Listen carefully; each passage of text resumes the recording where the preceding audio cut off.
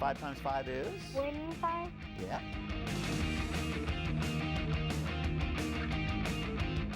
Hey folks, welcome, and another welcome to you this afternoon.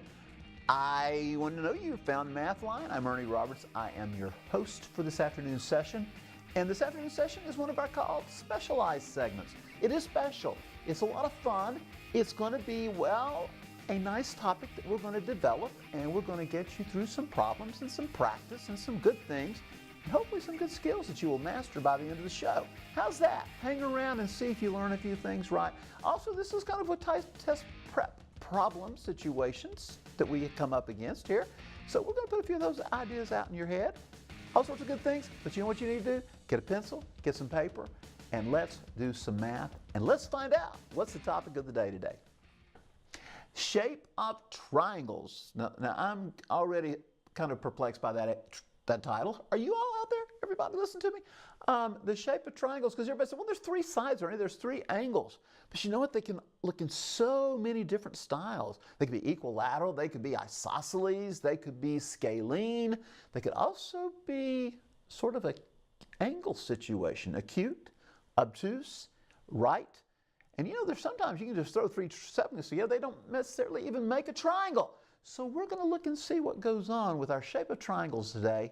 Let's take a look at our first problem situation. We're going to base this thing on a well-known theorem. Oh, definitely. You know, when I heard the word theorem, most of you go like, Pythagorean. Exactly. And that's where we're going to go today, is Pythagorean theorem, and actually the converse of the Pythagorean theorem. If you have 3 segments, and I'm saying here, what type of triangle do segments 6, 8, and 10? So I'm giving you the 3 segments. Develop when they come together.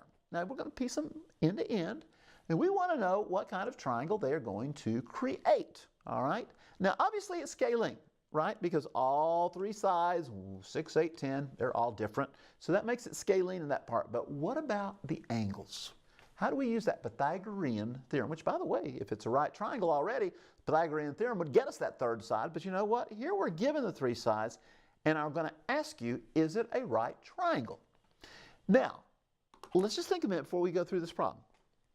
Converse of the Pythagorean theorem, which basically means, by the way, let me just go back to the word converse. Converse means you're going to reverse the if and the then part of the theorem. So the Pythagorean theorem states basically, if there is a right triangle with right triangle, blah, blah, blah, a right angle at there, you are going to be able to say that the sum of the legs squared, all right, in other words, a squared and b squared, which we say, and add them together, is equal to the hypotenuse squared, all right? That's basically the Pythagorean theorem summed up fairly well in a nutshell there for you.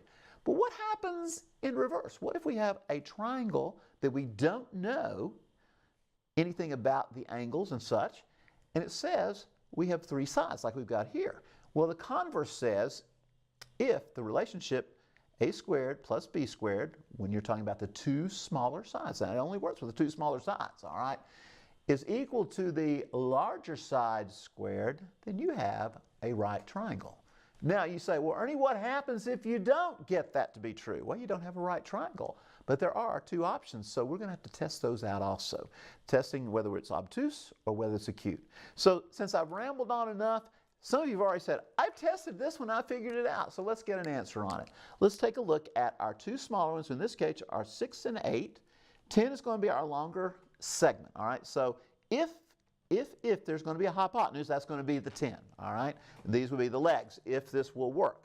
So once again, go back to the fact that we're going to take 6 squared plus 8 squared, and we're going to test how does it relate to 10 squared. Now those of you who've already had Algebra 1, geometry, and then pre-calculus stuff, you're saying, easy piece of cake. I know my squares. I know what I've got. Actually, some of you may know that that's a triple. But let's go ahead and work it out. For those of you who haven't played so much with Pythagorean and on theorem and all that good stuff, let's play it out here. We've got 6 squared, which is 6 times 6, 36. 8 squared, 8 times 8, which is 64. We'll put a plus on that. And out here, 10 squared, 10 times 10, that was pretty easy. In fact, all these are pretty easy because they're all times tables, aren't they? Multiplication facts. And I'm going to go ahead and tell you, when you add 36, 64 together, it's 100, all right? And we've got the 100 going on. It's equal. So this tells me, by the converse of the Pythagorean theorem, This holds true. This is true. So therefore, we have the triangle is a right triangle. Now, what does that tell me? If it's a right triangle, there is one right angle in it. There's never more than one right angle, folks, right? Because there's 90, oh, that was a good right, wasn't it? There are 90 degrees in each right angle. If you had two right angles in a triangle, you've already set up all the 180 degrees. There's nothing left for the third angle. It collapses. It doesn't make sense. All right. Same thing with obtuse. That angle's even bigger than 90 degrees. The other two angles are always acute. So how do we determine right, acute, or obtuse? It's all about the third angle. Two angles are always acute. Quote me on that. In any triangle, two angles will always be acute. It's all about the third angle, whether it's going to be acute, right, or obtuse.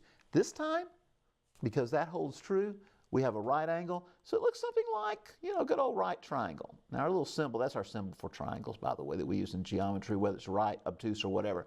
But there, of course, is what we're looking at. This would be something like, oh, there's your 6, there's your 8, and there would be your 10, all right? So that's the story today. So what happens? Well, what happens if, let's say that wasn't 10? It was any number but 10, all right?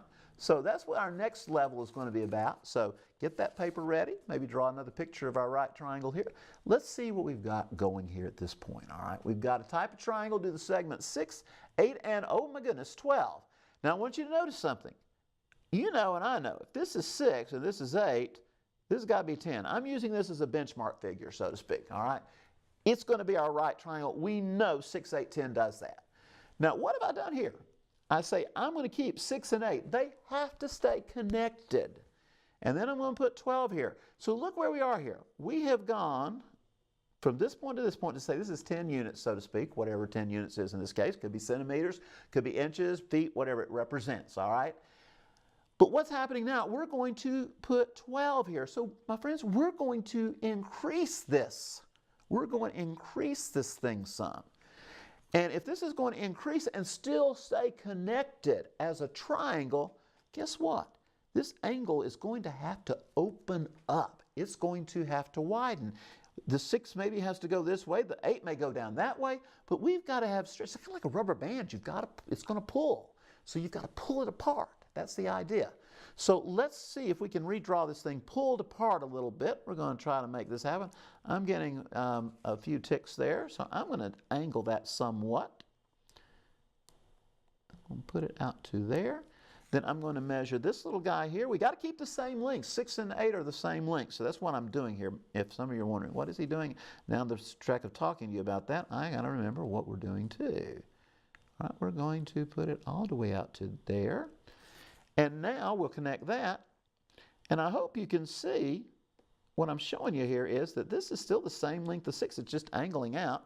This is still 8, and now what's going to happen here is we've got 12, which is going to push this thing into an obtuse triangle situation. Now, let me tell you, sometimes you don't get the beauty of having a triple to base it on, all right? That's what we're doing here, but we're just trying to get a formula for what's going to happen. By the way, our 12 is going to go here. I think you can tell, and I hope I can tell this time. That's our 10, looks like about 2 inches on my ruler. This one, I picked up a little bit more, looks like about another quarter of an inch added to that. So this definitely represents a longer piece. And notice these are still the same as these little guys here were. We measured them out. But we had to accommodate with an angle that became larger than 90. So guess what? This triangle is obtuse. Now, you're going like, okay, Ernie, I got it. I see it with the picture. And that's what I want you to do first of all, is see the picture. But what's happening now with 6 squared and 8 squared, they haven't changed. But all of a sudden we have what over here? We have 12 squared. And if you'll drop out my lower third, we're going to go ahead and do the computations right here. You know this is 6 times 6 is 36. 8 times 8 is 64. And over here, 12 times 12, do you remember your multiplication facts? Of course you do. You're watching Mathline, right? 144. That's what 12 times 12 gives us. Well, we already know that adds up to 100. It did just a minute ago in the show, so it's going to stay there, all right? And in fact, it's always added up to 100 no matter when you do it. And we've got 144 right here. And notice this time they aren't equal. In fact, 100 comes up rather short. We got a less than going on here. So I want to tell you something. Basically, if this larger number, when you square it, if the largest number, I say not larger, I say largest out of the three. By the way, you always put the two smallest and then the largest. Now sometimes you may have to look at numbers, especially if they have square roots involved with them and things like that. You may have to think a little bit, which one is the largest of these? Because it's easy to get tricked and put the hypotenuse in the place of a leg and vice versa when you see something like a 4 square roots of 3 and an 8 involved. And actually, 4 square roots of 3 is a lot smaller than 8, all right? But then you see other things and you get my idea. And sometimes they'll put them in the order to try to trick you. So don't get tricked. Always check to see which is your largest. In this case, the largest is going to always be by itself over here. We squared it. So guess what? If I like to say if the largest one wins out, in other words, it comes out to be the bigger, we're going to have obtuse when we square, all right, when we square it out.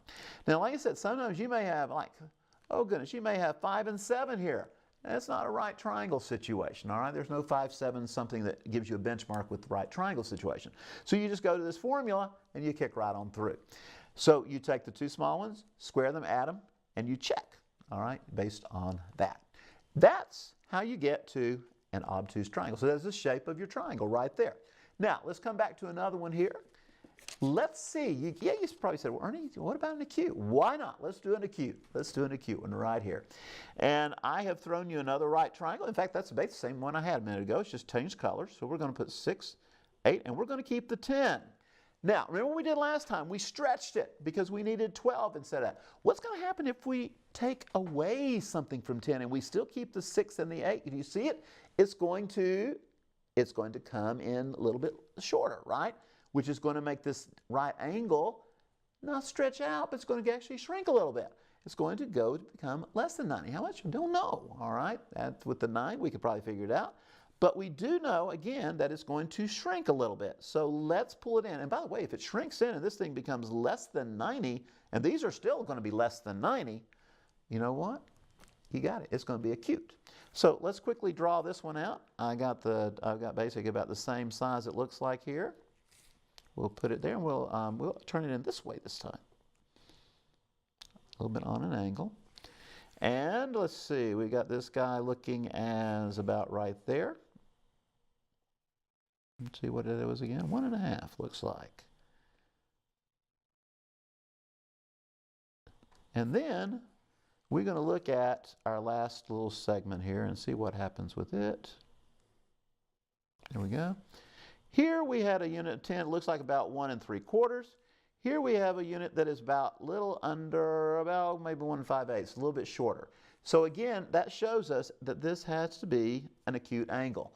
Now, again, what happened? Let's go back to our formula. We have 6 squared plus 8 squared, and we've got this 9 squared. And we want to figure out, it's going to be greater than, less than, equal to. We know it's not equal, okay, because 6 squared plus 8 squared we know gives us 10 squared. So the effect here is we're going to get 81. We're going to have 36. And oh my goodness, we're going to have what, 64? And this time we get 100 still, but this time the a and the b squared went out. The c squared, so to speak here, lost. It was not good. So when this is smaller, or you got a greater than situation for your two smaller sides summed together, this is going to give us acute. So there's your story. Pretty straightforward. How do you know? You look at the final number here. You add these together after you square them, then add them. You got a sum, you got a number. You're going to have a number over here. When you take the longest side, you square it, and you compare them, and you decide. Hey, they've got to be one of 3 things, right? Less than, greater than, or equal to. Now, I'm going to make one more little stipulation here. Don't have any problems like it today on the show because I wanted to kind of keep you with just really getting a triangle here together. But these still have to make a triangle. You say, what, Ernie? Yeah. If we gave you 6 and 3 and 9, what's going to happen?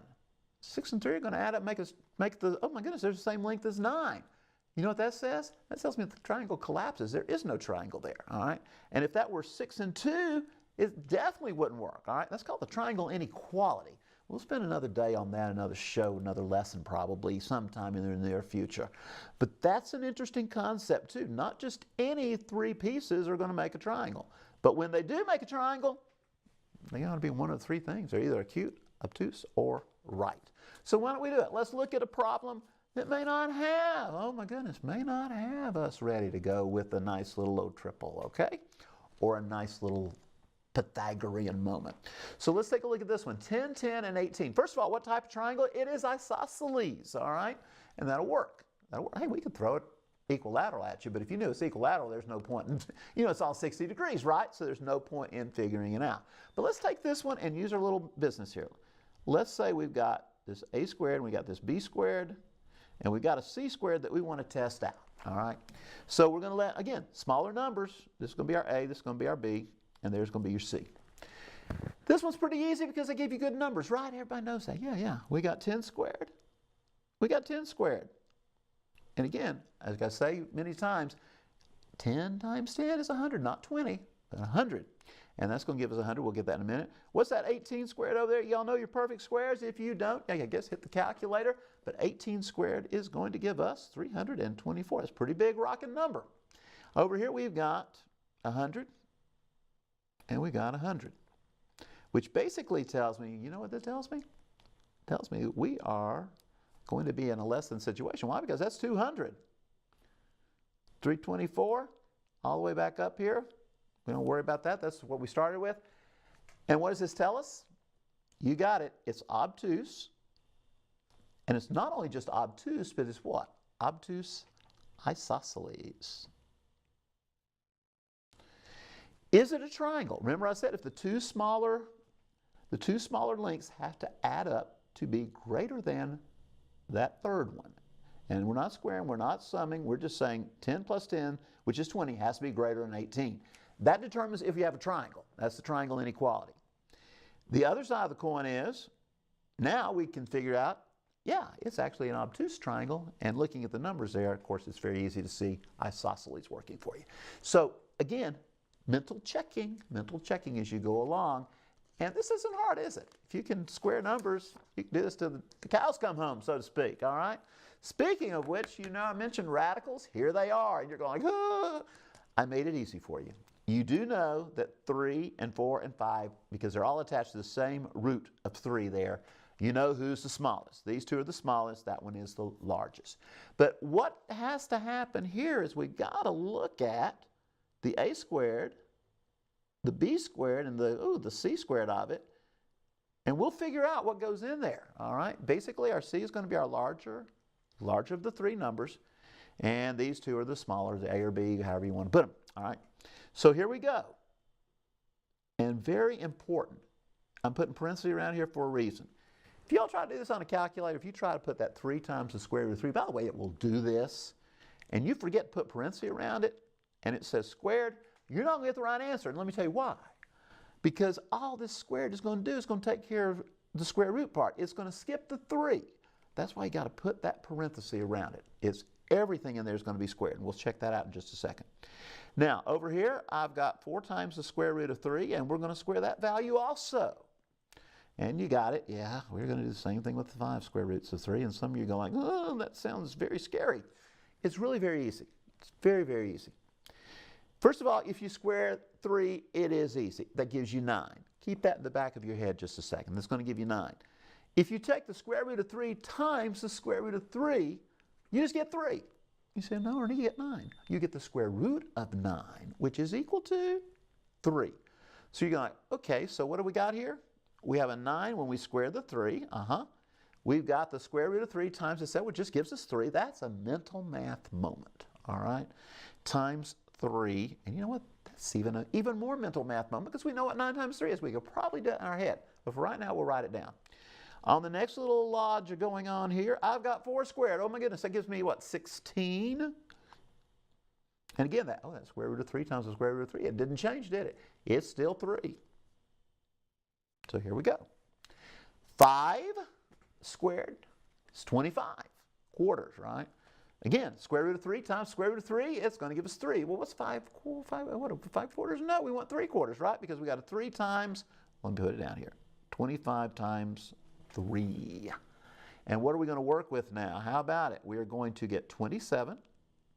We're going to have, I think, 48. Someone check that real quick at home. You got it? Everybody's saying, yeah, you didn't tell us to get a calculator. Well, it's not that hard.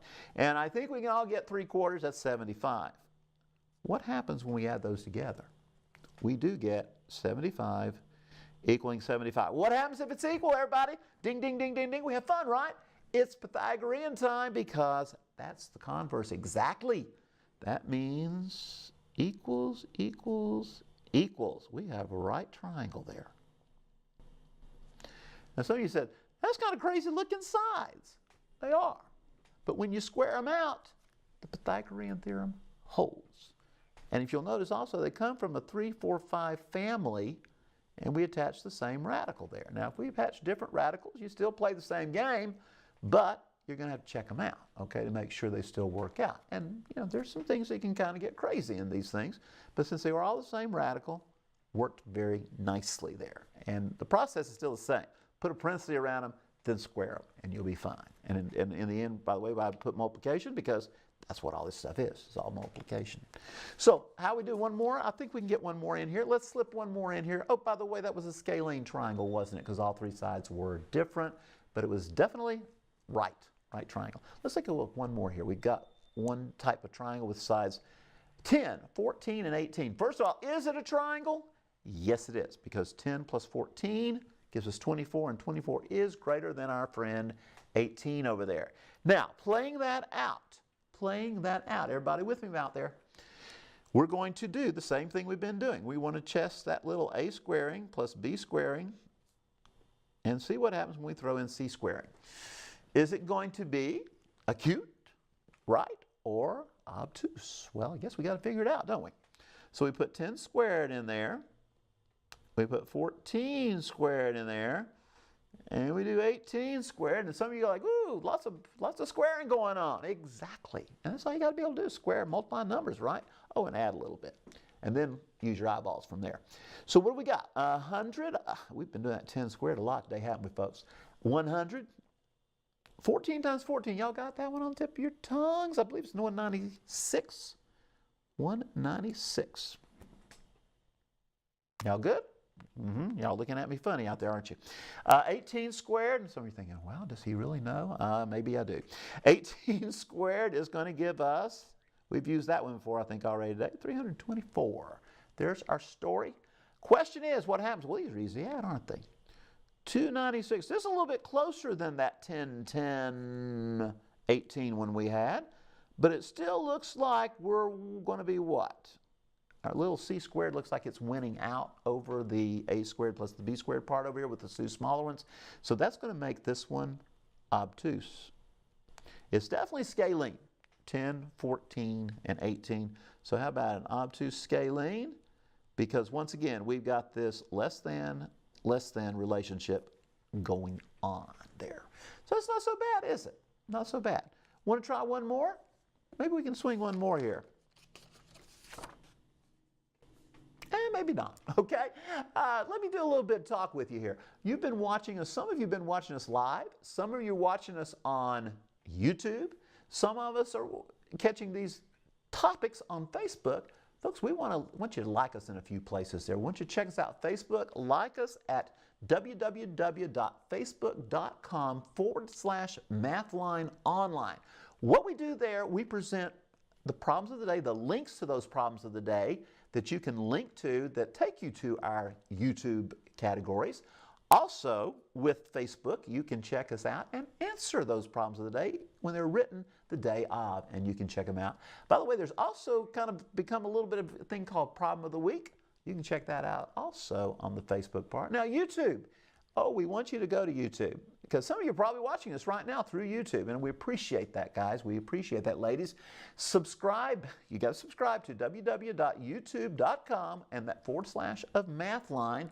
That's where you will see entire presentations of specialized segments, as well as our presentation of our problems of the day worked out. Rather than just having to read some dry script, you can watch us do what we did on TV and catch up on it. Now, we have different elements of these things. We've done a little test prep. This is kind of questions that you might see on an ACT, SAT. What type of triangle do these make, all right? And it's real quick if you know that a squared, b squared, c squared relationship. Otherwise, you're eeny, meeny, miny, mo, right? You can take wherever you go. So, again, take care of those things. These are what we do these things for. That's why we do these Friday shows and these specialized shows over holidays, is to give you some practice and give you some chances to pick up on some skills that hopefully will pay off on down the road. And also help you with a concept that maybe you aren't following very well in classroom and things like that. Gives you a little extra practice.